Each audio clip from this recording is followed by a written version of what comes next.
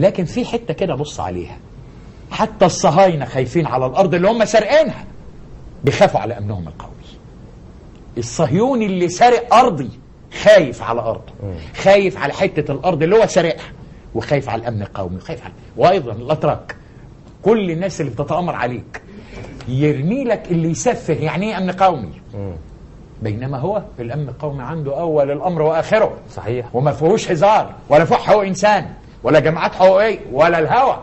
الكلام ده مش موجود بره، مش موجود غير في فكر بعض التافهين الذين تخيلوا ان من الممكن ان العالم يتدخل لفرض اراده حضرتك.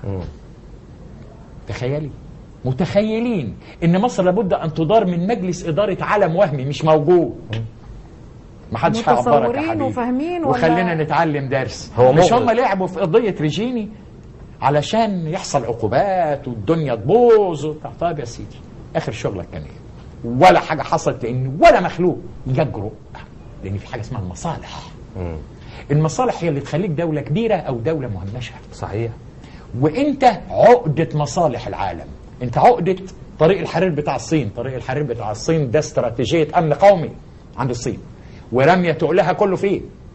انت عقده امن قومي لروسيا، انت عقده امن قومي لكامل القاره الافريقيه، انت عقده امن قومي في جنوب المتوسط لكل اوروبا.